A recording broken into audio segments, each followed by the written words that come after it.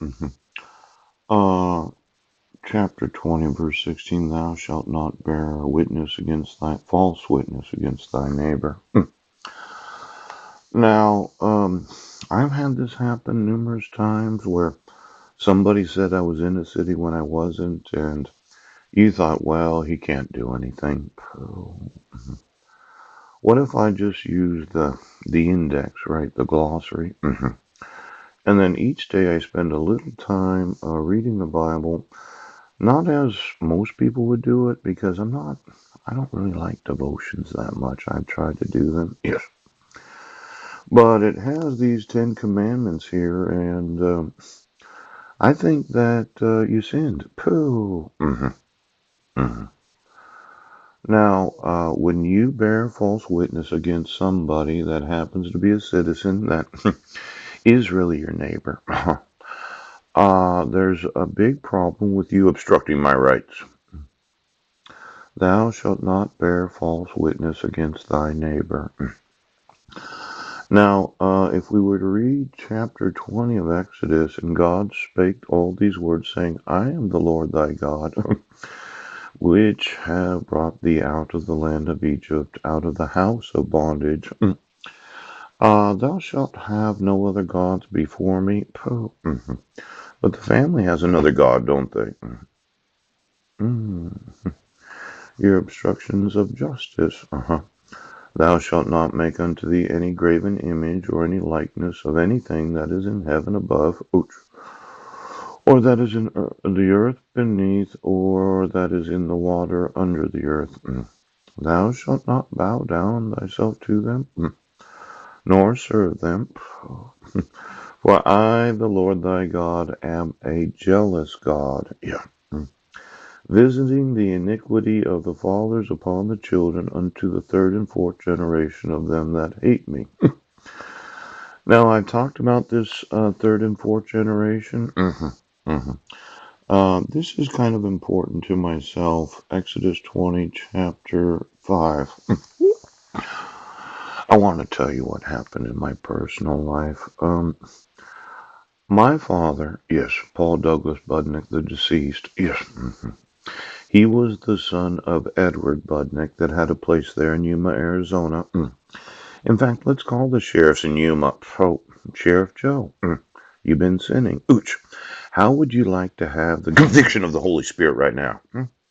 It seems that sheriffs do not fear God. But I'm planning a little global celebration that involves all of Christianity. Yes. So if you get convicted of your sin, I'm going to put the fear of God into every sheriff today. I'm very upset. Third and fourth generation. I was told, in fact, I got a newspaper article, yes, that my grandfather's father, yeah, was a lawman. His brother Joe traveled from Chicago. He stabbed him, yeah, he shot him, and he burned him up in his house. Now, I'm the fourth generation of really a kind of a curse that happened on a family. And as the fourth generation, I'm not a drinker. No, I'm an alcoholic. I stopped drinking in my early 20s. Yes.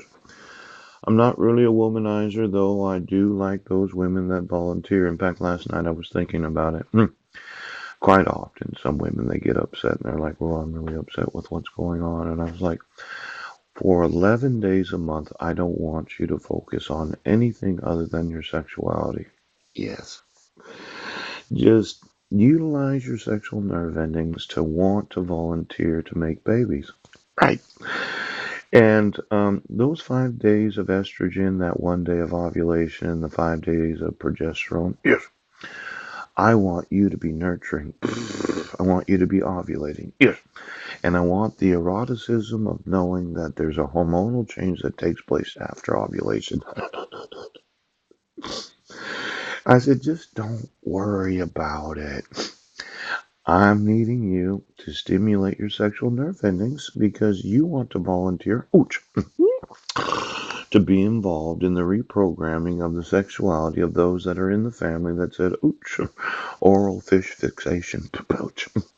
Now, this fourth generation, yeah, it seems that somebody's been really cursing my family since my great great grandfather was burnt up in his house. I could have been a lawman, except I got arrested multiple times and they said I was schizophrenic, bipolar, delusional for not realizing that it's an actual sin to bear false witness against another citizen.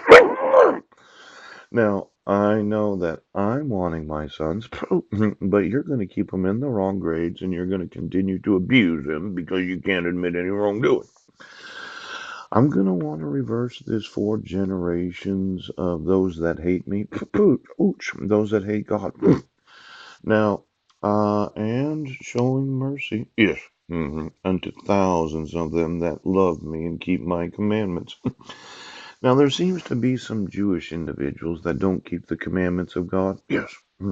Could you get me the Jews today? Yeah. You know, I did see a television broadcast, and I understand there's some governmental problems with the nation of Israel. Did they have their election? Ooh, ooh, ooh. In fact, you know what? Just give me that. I think it was a United Nations document. Something about 1948, they decided that Israel was going to be the nation of the Jews. Before that time, it was actually Palestine. It could be that a large number of Jews have been really hating God. You're not waiting for a Messiah. Now, thou shalt not take the name of the Lord thy God in vain. This is something that I am very sensitive to. For the Lord will not hold him guiltless that taketh his name in vain. Have you been using God's name in vain? Do you know, you will not be held guiltless. Now, remember the Sabbath day to keep it holy. This is one of those where, is it Sunday or is it Saturday? A lot of people, they get this confused. And I know for some denominations, they have to be the Seventh-day Adventist. Yes. But why don't you get me all of those? Because I did go to quite a few lunches and different types of meetings with the Seventh-day Adventists. And it seems that the cops right now, they're mandatory reporters and they have knowledge of somebody bearing false witness against me. In fact, I shook the hand of a sheriff in Squim, Washington that played stupid because that's what they do. How would you like to have the conviction of the Holy Spirit today? Now, for the idiots in the Seventh day Adventism, let's say that I do not violate any day of the week, Coach. Is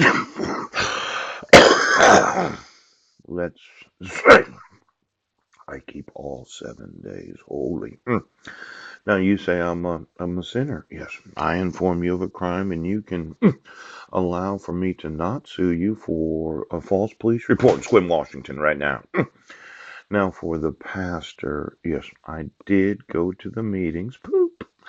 And I think that Saturday or Sunday is really not as much of an importance as keeping it holy. Yes, as in if you were to live your life as you would want to be holy. Yeah.